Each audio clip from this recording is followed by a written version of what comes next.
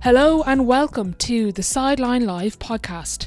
My name is Orla Keeling and I am the host of the podcast, where every week we bring you a brand new episode with guests ranging from Olympic champions to local heroes, coaches, support staff and anybody involved in the world of sport.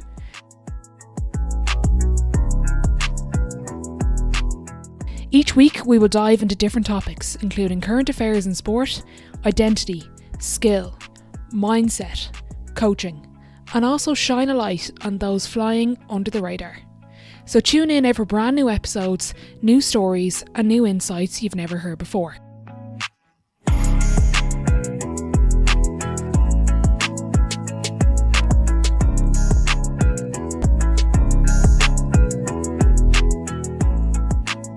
Okay, delighted to be joined by Adam Harrington. Thank you for having me in your clubhouse as well, New Jersey. This is cool. Yeah, welcome. You're part of the clubhouse family now, but it's a really cool, special place we've built, so I'm so glad you came here. I was saying to you when I arrived, I was watching a Kevin Durant documentary 10 years ago and I saw what you were doing with your shooting, and now to be here is amazing. Give us an intro for the listeners who don't know who you are. What do you do? Yeah, well, gosh, I've been involved in basketball a long, long time. I played at every level. I was obviously a high school All-American. Played my freshman year at North Carolina State. I transferred to Auburn University, played there 2 full seasons, and then played in the NBA. I played with the Mavericks, Nuggets, Wizards, 7 different countries: Spain, Israel, Croatia, Germany, France, China, Poland. I guess that's more than 7. I lose track sometimes. So I played in the old G League, which was called the Development League at the time. So at the end of the day, I've played at every level of professional basketball you could. Some more successful than others. So that's part of the power of my testimony, is that when I have players now or meet them or speak with them, that I've played on every level. I've done it all. So there's nothing you're seeing or experiencing that I haven't. So pay attention. So it's been super fun. 2010. I had a family tragedy. My sister passed away from stage 4 undiagnosed colon cancer at 33. She was 8.5 months pregnant. We lost a baby boy too. So I took a year off from basketball at that point. I was 30, was playing overseas, very comfortable, had 1 child at the time, and loved it. But my heart just shifted. I became obsessed with making a difference. That started with my sister's foundation, where 15 years later, given back over $1.5 million, refurbished basketball courts all over the world. So that's been amazing. And then I got into, my wife looked at me one time and was like, what are you going to do? And we had made some money and whatever, and all I'd ever known was basketball.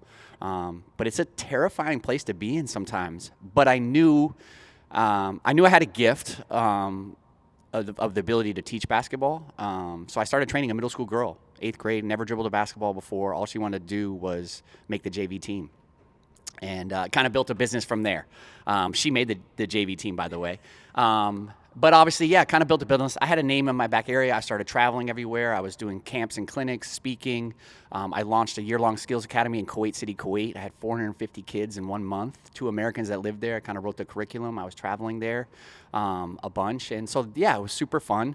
But think of, 5 a.m. to 8 a.m. when school started, workouts. Then I would work out the prep school kids on their lunch break, and then be, from when school ended till 8 or 9 at a gym, grinding workouts. So a lot of people see what I'm doing now and how I navigate it. And I say all that to be like, it was a ton of fun. Then 2013, through a mutual friend, met Kevin Durant, started training him full time. He won the MVP at the end of that year. So as you could imagine, my world exploded. Never thought I'd get into NBA coaching. I've coached in the NBA 7 with 2 different teams. And now I'm kind of been in and out of coaching full time, but I've always been involved in basketball skill development. And my time here in Brooklyn, I built this facility that you're sitting in now. And initially it was really a place I have 4 kids with my wife, a place for me to be active and spend time with my kids. I was so busy in the NBA. That you get home and my oldest son wanted to work out, and you're trying to find a gym and you work them out. I'm like, God, I hadn't seen my other 3 kids, let alone my wife. So we built this place that's called the Clubhouse. Was kind of like our country club. We put everything in here that we needed, and we spent so much time here, obviously getting better with skill development stuff, but just as a family, and then have since turned it into a business. And that's what we've always kept, this family feel where you can come here, get better at basketball, be loved, and have a great time. Love it. You also did a bit with Unrivaled. Yeah, so I've known Alex Bazell, one of the co-founders and president of it, for a long time. He's a skills trainer as well. A lot of times we would meet and have our play against each other in the summer, so we've been good friends. And we always talked about doing something for the women, like something very unique like that. Like the men can go to a city in LA, have an off-season home, Miami, whatever, and they can all play pickup and get better and hire trainers like myself. The women, for a variety of reasons, couldn't. A lot of them were playing overseas. They're playing 11 months out of the year, so you're in a constant state of playing and not developing. The others had to work regular jobs. They couldn't afford to pay a trainer like me or go places. So we used to always joke about it. And then, years later, Unrivaled came. I'm not taking credit for it by any means. It was Alex, Nafisha, Brianna all coming together. But yeah, it was cool. I personally invested in it, but then, obviously coached in it last year. This year, I'm doing more of a player development role in and out. But I love it. And one of my reasons for it is I wanted to be around the best female players in the game. I've worked with a couple individually, Elena Delle Donne and Sabrina, but to be around the best of the best, I thought it'd make me a better coach, friend, mentor, father, husband. So I was really thankful for that experience. My favorite question is, what separates the best from the rest? The names you've seen, what is it? What's the difference? Yeah, there's always two things I always go to, like consistency and intensity. I think that's the hardest thing, like being the best players do not negotiate with themselves, and they're super consistent in their routines. And some people think that's hours and hours a day, and sometimes it is, but it is like literally every day. The consistency of whether it's in season, it's a 20-minute pre-practice workout, it's a 20-minute lift after, whatever it is, they just consistently chip away. Just that compounding interest over and over. And then it's the intensity of it. So many people, especially young, I'm working, even with my own children to use as an example, is like, I was in the gym for 3 hours. Well, what did you do? I'm never going to say don't not be in a gym, but they think they're doing this work where you can get in there for 45 minutes and have an incredible workout. The intensity, the game-like situations, the focus, I think that's super important. And as I learned from like Nowitzki and Nash when I was a rookie and kind of been friends with them ever since, how they evolved in their career from long workouts when they were young to being so efficient and detailed as they got older. And you look at those guys now, KD's pushing that, and these guys that are able to play to 40 at a high level, it's just how they have adjusted their routines, how consistent they've stayed, and just how intent they are. So I'm a big intentional guy, and I think those are the two things that people often overlook is consistency and intensity. When let's say I walk into a gym and I'm going to train with you, what's the first thing you notice or look? Yeah, I'm a footwork guy, so I'm going to watch your feet. I think it's the most important thing. It's the first thing that hits the hardwood, concrete, wherever you're playing. It's where all your power, energy, balance starts, and it literally flows through your body out your fingertips. So I give major credit to Holger Geschwinder, who I think is arguably the best trainer in the world. That was Dirk Nowitzki's trainer for a long time. I was fortunate enough to spend 5 summers with him and Dirk training, and a lot of what I teach and learned was from him, and I added my own spins and own details to it. But he's the foundation of it, and it's all about footwork. And so I think it's the most important thing often in every sport is about your footwork. And then the second thing is, your fingers, your follow through. That's the, last thing that touches the basketball. Also, I'm always manipulating the basketball, handling it, passing or whatever. So it's finger strength, it's gripping the ball. So it's two things that can be overlooked often. But yeah, I'm very, very detailed on that. Yeah. What are some of the cues that you would give for the fingertips, even, the angles? Is there any kind of lines that you use them with players? No, our biggest thing is we always say big fingers, big follow through. Like at the end of the day, think of the bigger my hands are. We would do these fingertip push-ups. You do these fingertip massages. You could do 5 fingertip push-ups and your hands, your fingers hurt. You think about it, or these ball massages, and so we don't work them enough of really stretching them. You know what I mean? So think of obviously the smaller my hands are, or the more like this, the more apt the ball is to slip different ways. So when I have my fingers spread automatically, I create this little daylight pocket. And we call it the power of the V. The last 2 fingers to touch the basketball are these two. We can see on here, but yeah, the index in the middle, finger. Yeah. So those are the most important. So the ability to literally control the basketball. So think of this. You're able to visually see it to this. Where it can go wrong here, where it's really hard to go wrong here. Same thing if I'm going to dribble it, pass it, whatever, accuracy, everything like that. So that's a big thing. You can break people down and show them these little exercises, but the unique thing about it is whenever you change somebody's footwork for the better, or their feet, they immediately feel the difference. You feel the power, the energy, how easy it is. So when you start to talk about efficiency, you asked again about the best players. They want to know all these details because they want to be as efficient as they can be to use less power and energy to be able to play at a high level longer. So often people with really bad footwork, they get tired quicker. You're exerting way more, playing on your tippy toes, etc. Way more injury prone, way more shock and wear and tear on your body, just in an average movement, to people that are super balanced and efficient. So when you're elite, those are the type of details, those are the type of change you're looking for, and it's probably why I resonate with a lot of players, because I will go to that part, and they immediately feel like, oh my God, I wish I had known this a long time. When I met Dirk Nowitzki, it was after my rookie year. I was an average shooter. I was a scorer, obviously made the NBA, but I went from like 32% to my first year back. I won the first ever G League 3-point contest, and I shot 48% that year. Like, I was like, oh my God, if I had known this a long time ago. So it's interesting that keeps happening to me as now I'm trying to help other people. But yeah, so it's a lot of fun. What made Dirk so special? I mean, we talked about, it's just his attention to detail. And obviously, Holger Geschwindner is a big part of it, and I know Dirk would say that. Dirk didn't start playing basketball until later in his life. He was a big tennis, and mom was a national handball player. So, yeah, but his just attention to detail and his work ethic. But he really, think of being 7 foot, but his power, his balance was so unique. I just remember Steve Nash always telling me same thing, and just an incredible career, credible human being. Like, he was like, I was never going to be the fastest, most athletic, but my threat was I was going to be the most balanced. You were never, whatever step I want, that's why all his one-leggers, all the things you watch, like, he was completely on balance all the time, so he could choose what he wanted to do. So many people are these fast, athletic things, but they're off balance, and they can't really decide what to do, or they think they're going to get to this spot and then stop, where Steve was so methodical. He just glided out there. Dirk, very similar. Like, you couldn't speed him up, and he knew if I had the right balance, he could change the path of his balls. It's a lot of stuff that I worked with KD as well, that he's able to make these difficult shots. And this isn't for every player, but obviously the elite have the luxury that Kevin can shoot the ball wherever he wants on the court. So then we started changing the path of his ball, where you lose a little momentum and power, but if you have your feet right, you have way more than you think you do. So Dirk, with like all of his gathers and different things, like his high releases, like he knew if I just got it to my release point, that it was good. So he just spent hours and hours. I think one unique thing about really good players do is the shots that they get or that they want to be good at, like, they rep those. So many people will just come into the gym and shoot, catch and shoot, regular stuff, and not really spend the detailed time in that exact move that you keep getting or you want to go.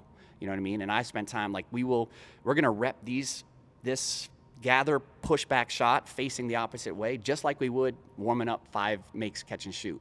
And when guys start to see that, then it becomes like, then your numbers start to rise. Like, one thing that's so impressive about Kevin is just the 50, 40, 90, like the ability, he's 50% for those type of shots. And that's just every day, that routine, that consistency, and that intensity. The growth of the trainer. You know, you probably grew up, I don't fully know in terms of your skill development growing up, but now we've got kids with trainers. Just interested in the development of that, where kids aren't necessarily playing in the playgrounds, they're in the gym, working with a trainer, sometimes, you know, maybe not doing the stuff that they need to do. You know, I love Steve Nash and LeBron James and Mind the Game. Like, it's just epic. JJ Redick was a big, you know, when he did his podcast about kids actually playing the game. Now we've got trainers. Just your thoughts on that? Yeah, that's a great question. It's a loaded question, loaded answer. First, I'll say, like, there's a ton of amazing trainers out there, and you never want to, like, any youth player, anybody trying to be active and learn, you never want to downplay it or for lack of a better term, make fun of it. But to your point, there's a lot of things that are being taught the wrong way. And that's a tough thing. And I see it a lot, especially in the American culture. I think the European culture does it really, really well.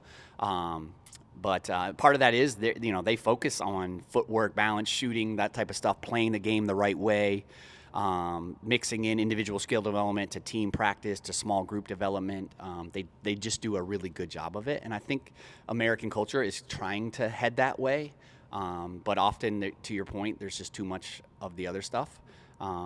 But yeah, like, I think anybody can come into the work, and you can say you got a 45-minute great workout, but you might have reinforced a bad habit for 45 minutes. And I think that at the clubhouse, we try to be the opposite way. Like, we'll build it, we'll take a step back and build it there and then go wild there. I think people see a big difference that way.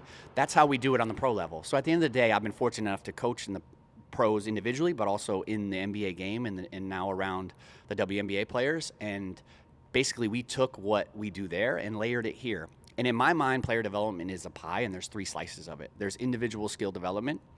There's team, small group stuff, where I work out with groups of 2 and 3, driving, kit, whatever it is. And then there's live play. And too often, there's too much live play, where we're just, oh my God, I was gone for the summer and played 8 weeks of AAU with this 4th team out of New Jersey. Like I said, I don't ever want to tell, those are awesome experiences, but you didn't get any better. You wonder. And then you have the people that all they do is one-on-one skill determination and never get any play, and then wonder why it doesn't correlate to the game. So there's a healthy balance. Everybody can have their own thing there, but I often think people are too much one way or the other, and there's that 3. We created that 3-pie puzzle here at the clubhouse. So if you have a group of 8, like there's individual skill development, we're working on something, then we'll put it into a small group thing, and then you're going to play out of it. And then we're going to video it so you can see it. It's just a really cool way to learn. It's what we do with the pros, so why wouldn't we teach it here? And we've seen massive development that way. So I think that's the important thing. But yeah, as a parent, it's hard. I'm a parent of 4 kids you in different sports. My kids like lacrosse, and so I try to find people that do the same thing, but about the basic, the fundamentals, and layer all those types of development. I think it's the right recipe. I remember a legend in Ireland, Jerome Westbrook's listeners will know, he said to me when I was younger, he's like, practice makes permanent. Because we have a line, practice makes perfect, but if you're not practicing perfect, then what are you doing? But he was like, practice makes permanent. Just being intentional, having the right habits, and as you say, reinforcing the right thing. You mentioned the European system. Is that why we're seeing such an influx in European kids? Yeah, for sure. I mean, that and the NIL now. So a lot of those players that might have gone to play for Real Madrid are going to BYU for $2 million now. But yeah, no, I just think they've just done a really good job. I mean, you've heard Gino talk about it. All these guys, they practice 6 times a week, play once. We play 5 times a week and practice once. You know what I mean? It's a difference. Even some of the youth stuff around here, I have kids that play, my sons, and they might play 3 games a week and only have 1 practice. And, if they couldn't beat the zone that day, there's no time to get better. And that's what it is. It's the hard. But also in America, this is the tough thing, too, is you have a lot of parents that are volunteering, and they mean well, but they also don't know. So it's hard to hold, They don't want to have long practices because what do I teach, And you're always trying to find good coaches that'll either volunteer their time or you're able to hire. That's the hard thing to do. But I think Europe for a long time, obviously I got to play over there and see it. And sometimes even as Americans, when we first go there, we're like, oh my God, we're practicing way too much. Or we did this drill for 30 minutes, 3-on-2, 2-on-1. What is this? But then you kind of see how it's just that consistency, that intensity, and that repetition of it, that they're, the game, they've gotten, so, as we all know, so much better over the last 20 years. And now we look at NBA Europe and what's going to happen with that. For kids listening in Ireland that we don't have enough gym time, they're probably trying to, I've a girl who's at Texas saying she was robbing keys to a gym to make sure she got in her shots. What advice do you give them when they don't necessarily have the time? Just how do they be intentional? How do they work on their game? And what do they need if they want to come to America?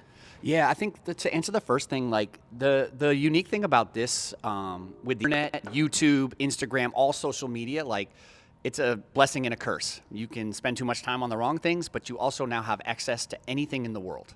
And so I say all that to be if you want to be intentional, the information, the resources, the videos, the connections are there.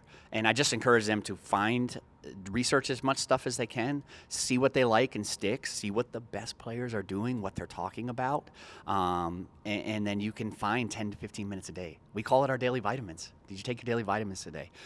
Spending 10 minutes on a foam roller, spending 10 minutes learning on mobility, flexibility, 10 minutes push-up, whatever it is, all those little things. It's the same. Adults struggle from the same thing, is they feel like they have to spend hours, and that can be daunting. I don't have enough time. I don't want to do it. It's too hard. It's 10, 15, 20 minutes a day. And if you just keep adding those up, you know what I mean? I tell my son now, you do 20 minutes a day. And then instead of doing it twice a week for 1.5 hours, thinking you've done more. And you're kind of, so that's the biggest thing, is that the information's out there. So find it. I always try to get back to as many people that either hit me on Instagram or email me or whatever. I love people that have, for lack of a better word, not the audacity, the courage. To reach out, to cold call, to cold email, to ask for information, to ask for advice. I just encourage everybody to do that. You never know. And then obviously, one of the reasons you're here is that basketball is exploding in Ireland, and you're doing an incredible job of covering it and raising awareness for it. And I just encourage the people that there's so many opportunities in the world of basketball now. It's become global. The ecosystem's exploding. So just like you're finding, you have such a passion passion for basketball. You're not playing it right now, but you found an avenue to be involved in it. There are so many of those. So if you have whatever that sport is, we're talking about basketball here, there are so many pathways to be involved in it, to get connected, and to have incredible experiences around the world. What, in terms of dealing with a shooting slump, how do you help a player through that? Yeah, that's such an interesting. I'll tell you, I'll always go back to your footwork and your balance. Like being able to, if you have video of that, kind of watching it. But there's a lot of things layered into that. To me, obviously, the technical side of it, there's a mentality to it. Like, you know what I mean? And that's usually the toughest thing and the last thing for a lot of people. You look at a lot of even some of the best shooters in the game, they're crazy. They're perfectionists. I've known J.J. Redick, Duncan Robinson, Joe Harris, all the guys that I'm naming all the white guys. There's a lot of, Devin Booker, we'll go down the list. But, they've all battled that, you know what I mean? So it's interesting. And that's another cool thing that players can research and do that. The stigma around sports psychology, mental health is gone. So there's so many I'm using a mental health coach. My recommend them. It's incredible. Where 20 years ago wouldn't even have thought about it. You know what I mean? So even that stuff, talking about what you're feeling, thinking, and because I kind of have these 3 F's. It's like feet, fingers, faith. And feet we've already talked about, fingers we already talked about, and faith is necessary. It can be, but it's just believing every shot will go in. It's such a unique thing, but there's, that positive self-talk, that visualization is so important. So those are kind of our three ways. I know that gave you a little bit glimpse into it, but that having that belief in it, but what comes with that is being prepared. So knowing you got the right skills, technique, you've put in the right time, and then you got to believe it at the end of the day. Yeah, because I was going to ask, another one of my favorite questions is how much of, being at the level that you're at with the players, how much is physical or mental? Is it one or the other? Is it 50-50?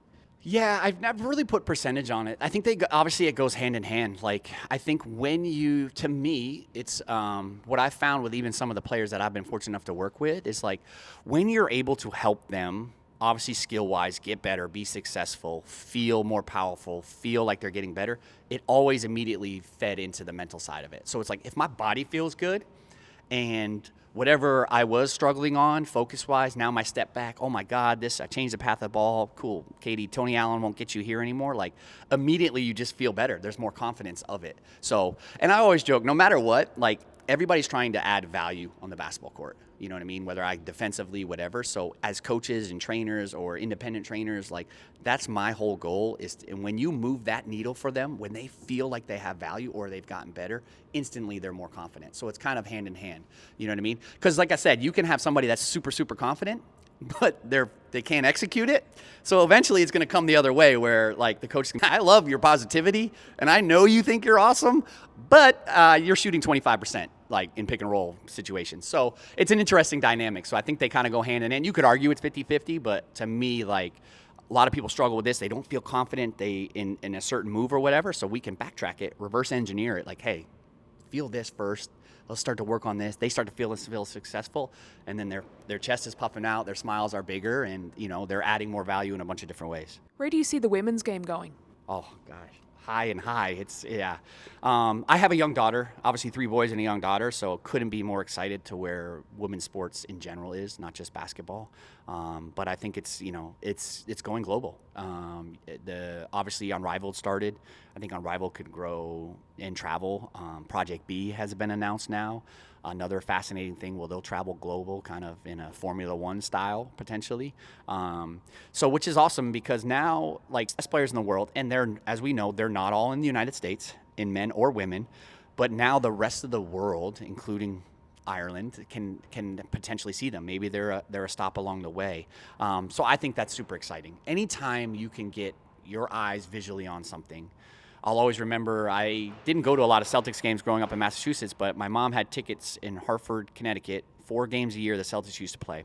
Long story short, they played the Bulls. I loved Michael Jordan. I sat in like the 300 sections. I just saw a bald African-American guy. That was Michael Jordan. But I still remember visually seeing the game up that close for me, and it changed my life. It gave me those goosebump feelings. So I say a lot to be like, as this game continues to grow and it becomes global and people can now be able to have a chance, as you mentioned, to see it in their own country or travel over to London and watch a professional sports now, it changes everything. So I'm super excited where it's heading. These obviously women are earning more money. They're growing their brands. One of the most fascinating things for me in Unrivaled was like seeing the moms. Like my wife is a, mom of 4, and I see how amazing that is. And my mom raised me, but like seeing how hard they worked, how competitive they were, how they handled and prioritized everything, and they were still moms. Living with them in Miami, like I was so impressed with it. To me, that's real toughness, and like we always talk about professionalism, consistency, intensity, intentionality. So I'm excited. It's inspiring for a lot of young women, and just in general, like men that should want to understand what makes them tick and how it goes. So Well, look, if they ever want to come to Ireland, we'll definitely have them, like, Jesus. And I know myself and Karen were talking in the car, like, he learned to shoot from Lenny McMillan, one of the legends that came to Ireland.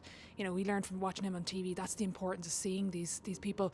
Adam, I'm always interested in, we always see the glitz and the glam on Instagram, with the life that, as a trainer, as a coach. What's the biggest misconception about working in elite basketball?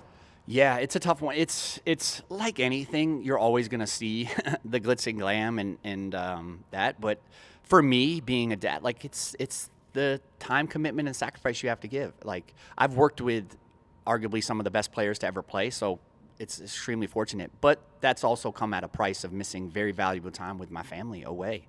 Part of the reason we built the clubhouse is where I didn't have to travel as much, but there's still time of that. There's seasons of life where I've been really busy, and then there's seasons of life where I've been out of the NBA where I could control my own schedule. If I wanted to be at my daughter's third grade play, I could. Very, very important to me, and everybody's different. But yeah, it can be lonely.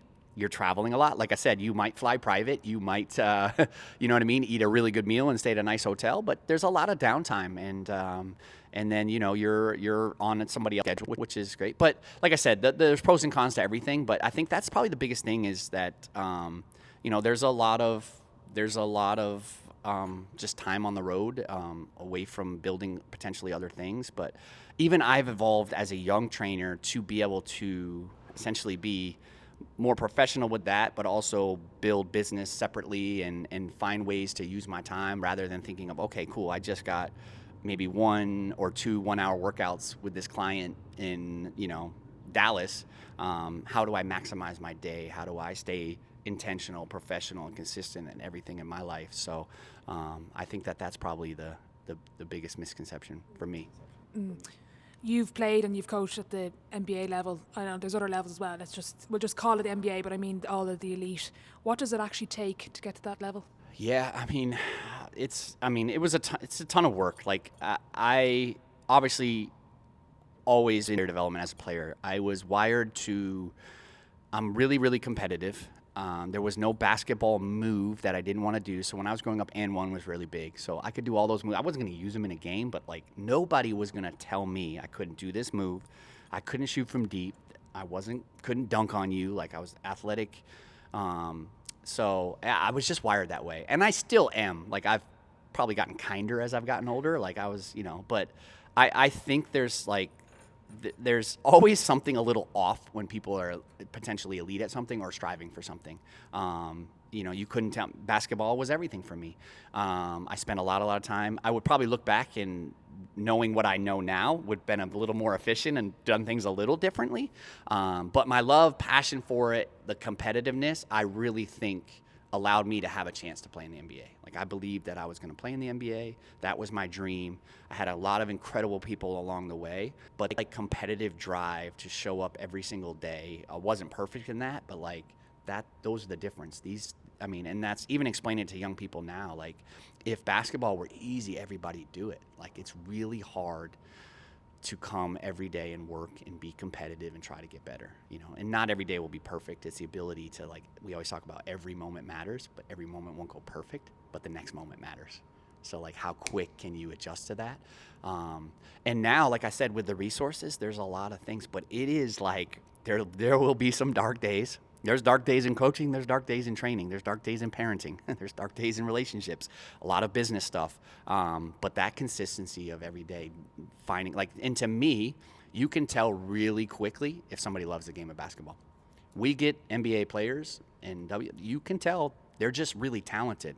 And it all levels itself out sometimes because you have the person that maybe not a 10, but man, their passion, their every day just kept getting better. That's the big difference.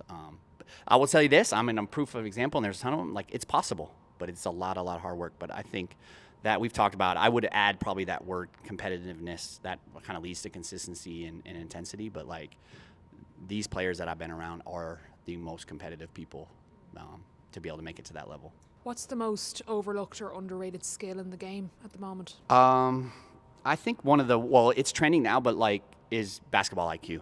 I think that's like become very, like right now, shooting like became it wasn't 20 years ago. They didn't value it like they did now when I was coming out. But now like shooting and then basketball IQ, I think is the biggest thing. So that's another thing is like a lot of players are playing a ton of basketball, potentially, like whether how they're getting coached or nothing, but like really if I'm a young coach or whatever, teaching them how to play the game of basketball. So if you were to walk into any gym or any park, you can instinctively play the natural game of basketball. Read and react, drive and kick, pick and roll, whatever those natural things are. Outside of the one-on-one and all that stuff that we try to do a lot here, I think that's the biggest. You're seeing that's the influx of European players coming here, how amazing EuroLeague basketball is, and just Europe basketball, or international basketball in general. And it's just a pure way. And you'll find some foreigners come to those leagues and have trouble playing, like the pure game of basketball. So I think the biggest thing now is the IQ on both sides of the ball, offensively and defensively. You look at some of the players in the NBA, you're like, why are they? But like, their IQ is through the roof, really understanding the game. And I think coaches now, especially these younger ones that are getting their first chances, first time, like they really value that. Because at the end of the day, it became a very analytical game too. So knowing really how to play and impact the stats and in the game and play the style of play that you want to play is very, very important. Where do you see shooting developing over the next 5-10 years? Yeah, no, I don't think it's going anywhere. I do think you'll see an introduction back when there's some dominant big men coming back in, but even this Wemby now is a hybrid. I saw him shooting three the other night. Yeah, no, it's incredible, but it's funny. I don't know if you saw that, like he has intentionally gotten closer to the basket this year, because last year the stats were crazy. He was shooting 9 or 10 threes a game, and obviously a short season for him last year. But yeah, I do think you'll start to see potentially more, not necessarily back to the basket, but more size come in, so you'll get a little less of the 5 out. But right now, where it's trending and everything, I mean, you look at some of these scores in the NBA right now, like shooting is not going anywhere. So it'll be, and always like size matters, like at the end of the day. So those types of players that, being able to shoot the ball at a high clip is great. But I also encourage, no matter your size, like to make it, whether it's in Ireland, you want to get to a college or like being elite at something, like something that separates you. Now I'm 6 foot, like I have to be the best of the best ball screen defender. Like I have to be a knockdown. If I'm wide open, it's down, or you know what I mean? I'm elite. Alvarez with the Pelicans, like disruptive defense. Like it's funny. Those are the things now when you're, let's just say 6'5" and under, that have to stand out. Your IQ has to be through the roof. You have to lead a team.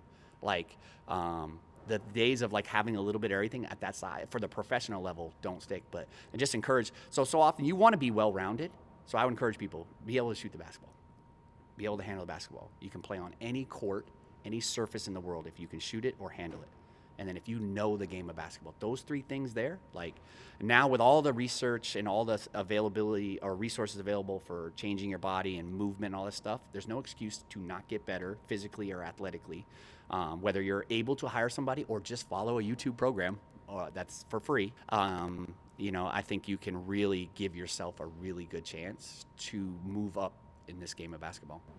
How do you balance working with players that you have the human side and not just being an asset to a team?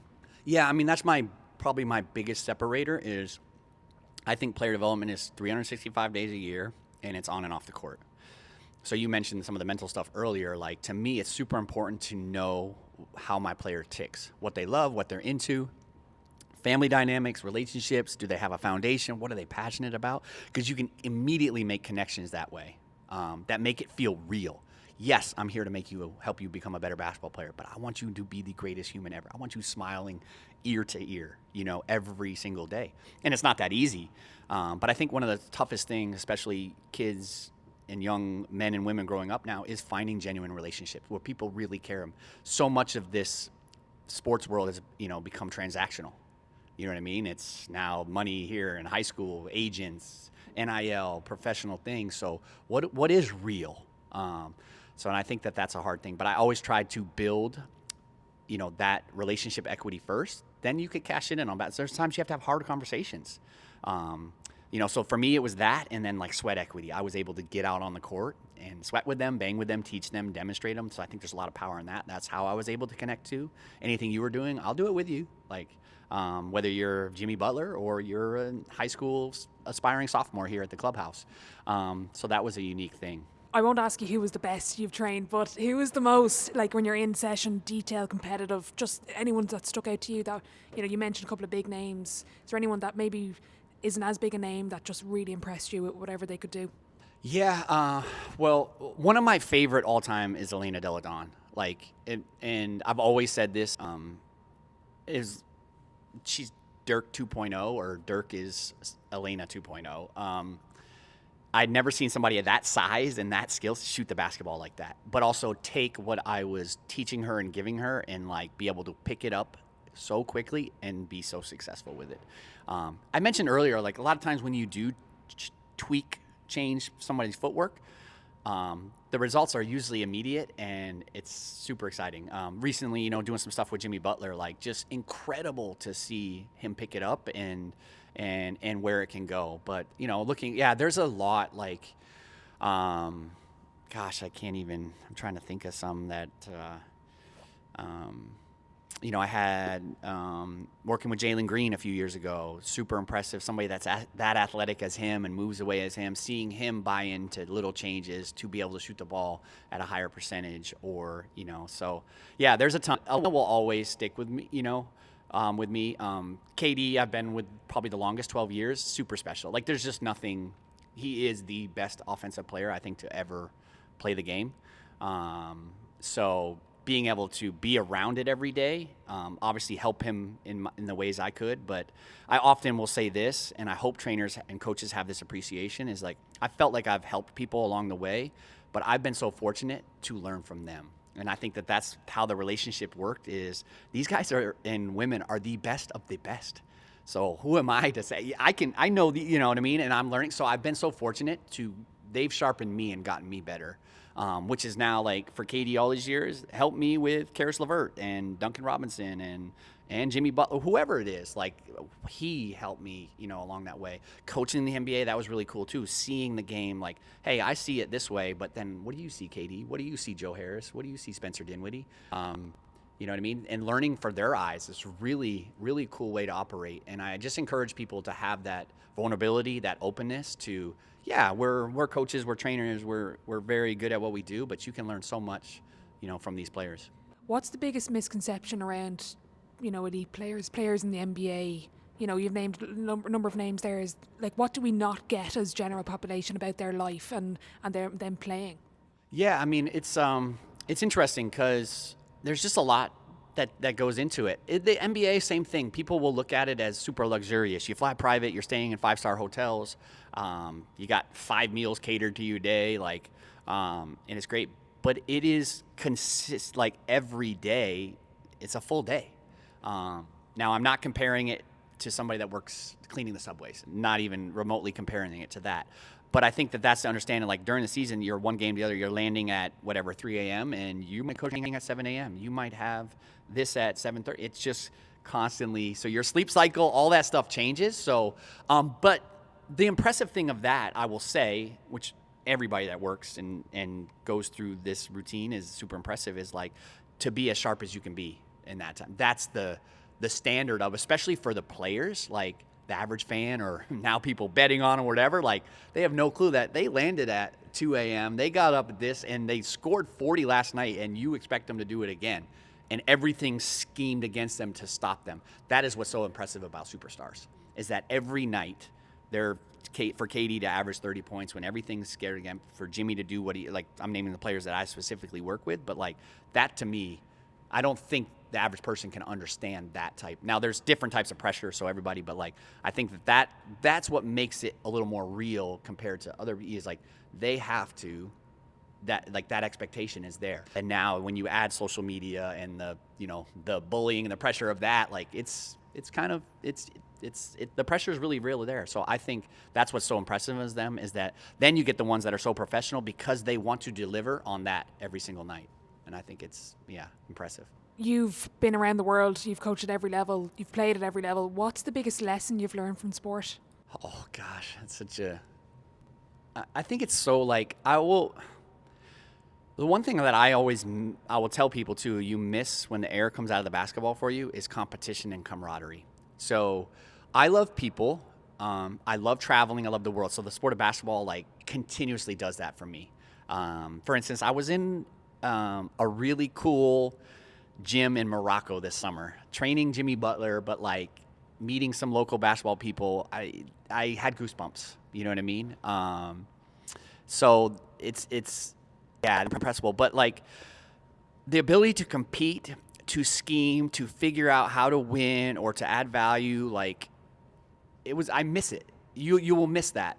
Coaching, you get a little bit of it. And then the camaraderie, the locker rooms, the bus rides, the arguments, the fights, the competitiveness. Like, I just think it teaches you so much about relationships, so much about communication, so much about coming together, teamwork, and building for a common goal. We all know it's not easy. There's been so much, but the unique thing is, and I mentioned in 2010 when my sister passed away, it just became about helping people and making a difference. And God put the basketball in my hand, and even though I stopped playing professionally, the gift was still there to give to other people, and I'm very fortunate for that. You've been around probably talented players, barring injury and freak accidents. Why do some players not make it to the elite level? What kind of disrupts them or gets in the way? Yeah, I think at the end of the day, like I mentioned it, like it's being obsessed and love the game. Like it's just different levels of it. There's obviously, you mentioned it, certain things happen, but there's just some people that are just wired a little different, if I'm just going to word it that way. And yeah, it's fun to see. And you, as coaches and trainers, when you have somebody different, they're just wired different. But I will say this, the best is their willingness to continuously get better. I think that's what stops a lot of people. I've always so impressed. For instance, I was with Katie and Devin Booker maybe 3 summers ago now. Just first time working with Devin Booker, one of my favorite players, one of my favorite humans, incredible family. So I was definitely more excited to do the workout than he probably would. But he came to it with like wide eyes. How can you make me better, Adam? Like obviously I had the relationship with KD and it, but like Devin Booker is, we all know Devin Booker's story, but he was there. If you can make me 1% better, I'm all in. And I think that's what makes those guys special, and how they continuously get better but stay on top. Is what can you get? How can I learn from you? And the cool thing is, I'm very close with Devin's trainer, Robbie Hout, who's amazing. But not every trainers feel this way. But I've kind of have a really cool community of guys where we know we can pour into each other's players. I know what I do really well, and I know what Alex Bazell does, Robbie Hout does, Drew Hanlon does, Phil Handy. You go down the list of guys, Jordan Lawley, amazing trainers. That's what's cool about it is I think everybody can help each other. But those guys that are like, hey man, if Adam can this, or if this can do this, or I've kind of put my son with different people because I know, I think the ones that are wired that want to get the 1% better in a bunch of different ways, they're the keep higher and higher. How important is the support system around a player, and what advice would you give to parents or friends or people that are, helping nurture a player? What advice would you give them? And what advice would you give a player on finding those people and getting rid of some of those other people? Yeah, it's hard. I mean, we always say, you're a sum of the 5 people you spend the most time with, and it's super important. And you could probably do a 2-hour podcast on that question. But think of, there will be different seasons, chapters of your life where people have to come in and out. So sometimes the days of keeping the same circle the whole time don't exist anymore, because I actually, one whatever reason, fell off or not needed, and oh my God, there's an expert here. There's Adam trainer here. I've worked with, you know what I mean? There's a business consultant here. There's a, whatever. For professionals as they go, it's different chef. It's a different body, whatever. It's seasons of life. Now there's unique ones that all stay the same all the time. That is great. Found that stuff. But I think it's even more common now because the knowledge and resources have expanded and people are traveling global that you're like, oh my God, this is amazing. So I would say it's funny. You're just, if you have this player development mindset, I even tell young families now and coach, it's just about getting better. Winning. Nobody remembers who won the 4th grade game last night. Nobody. And our parents may be crazy about it. But it's just I even try to control my lens of did my kid get better in that game? And win or lose, does he dribble the ball when he gets home? Does he wake up the next morning and do the same routine? Then you're winning. When I sometimes get up in the bathroom and hear the ball dribbling out in the backyard, I'm like, yes, I'm winning as a dad or as a parent. So those are kind of the things. So as parents, you're trying to connect them with the right people. We always talk about the power of the alternate voice. So I can be that for a lot of people, but sometimes my kids won't listen to me. So I can get Kevin Durant to me, I get Sabrina Ionescu, but my son's looking at me crazy. So Kieran Quinn has to talk to him, or same. I'm going to talk to Sydney and Kieran and all these people. So I think it's just finding people that share the same values as you, sometimes have more expertise than you, there's a lot of people that have way more expertise on things than I have. I know what I'm really good at, and connecting them and having them breathe life into your people. And as I mentioned before, I think that evolves as you're going. And I think, I was very fortunate. My mom and dad found when I was younger, a really good coaching staff, the high school kind of, and just left me there and didn't interfere. You know what I mean? But we found something that worked. And I know it's not that easy sometimes, so parents do have to interject and move kids here and be strategic. But I will say this, when you find something, let it do its work. You know what I mean? And all parents mean well. There's definitely some crazy ones out there, but just encouraging, you can do your research on your side. You can help find this, and then, let them go and grow, and so but I think the biggest thing I'm seeing now with a lot of the professionals and even younger people is there's different seasons where people can really take you to another level. And being okay with that. The hardest thing, I remember Steve Nash telling me, is learning to say no when he became a professional. He built his schedule, his time, he had his people in, but he had to be able to say no. And that's a hard thing too. A lot of people we're people pleasers, and you don't want to do this, and we think we need to do right, but you got to value your time. But also I encourage people that the knowledge, the expertise, the experiences, and the people are out there.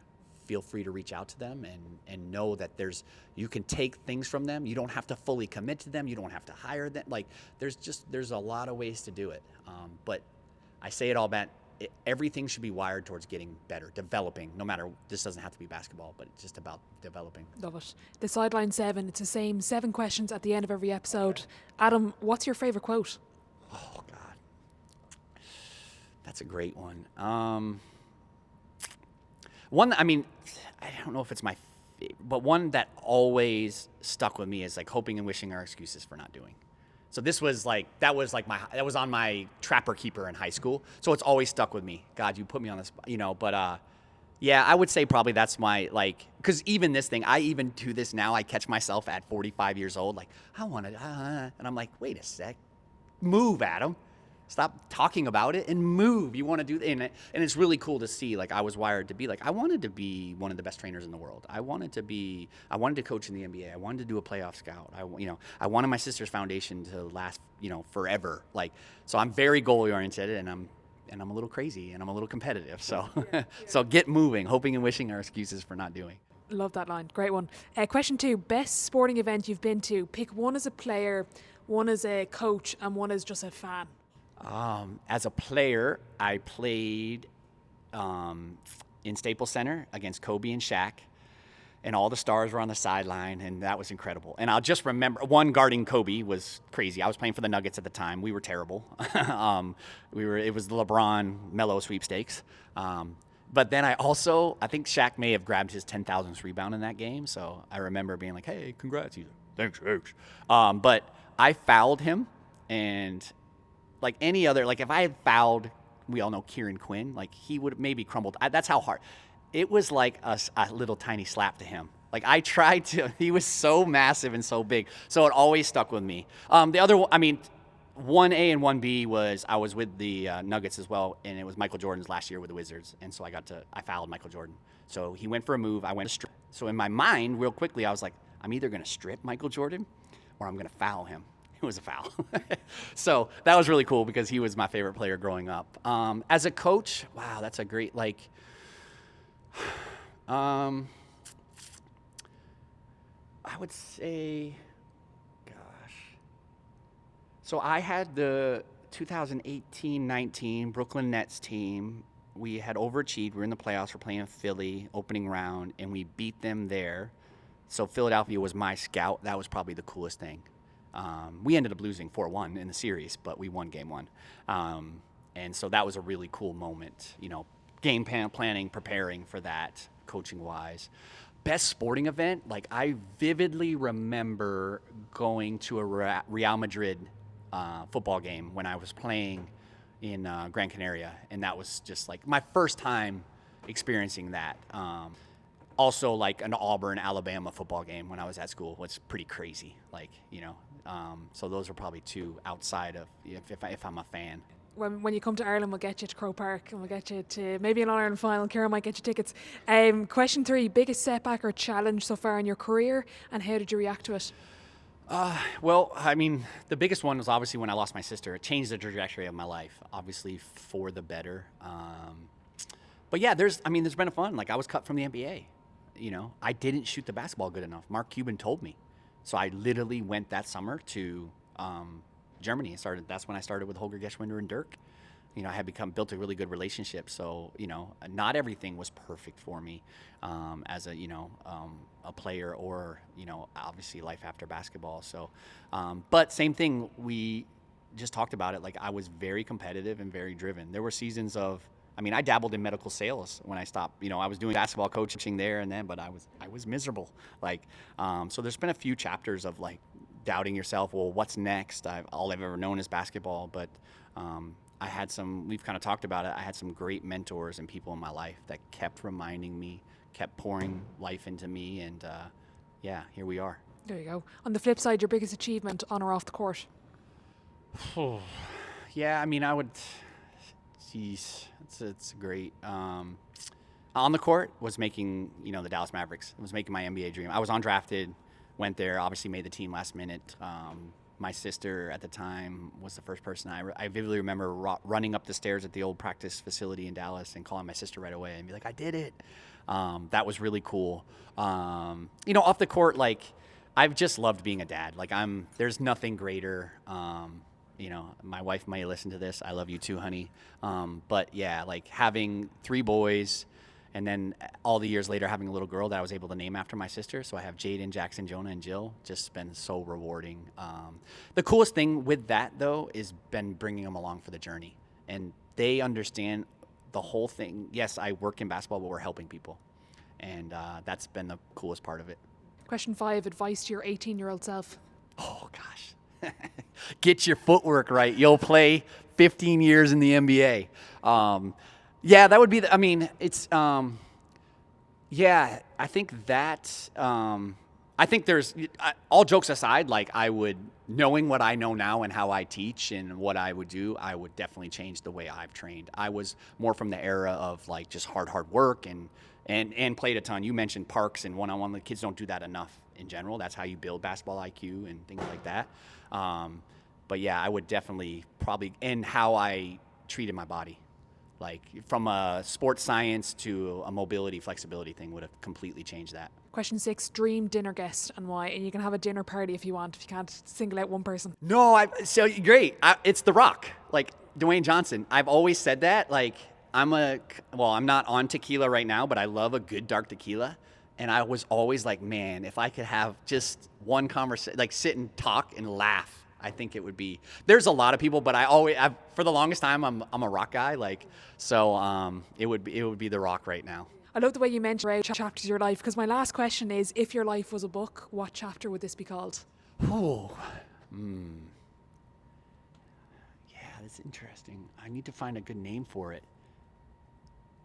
Well, I can describe it, and maybe the listeners can comment later and give me some suggestions. But I'm in this like kind of, I guess you could say it's not life after basketball, but I'm like the business of basketball, and I'm fascinated with it.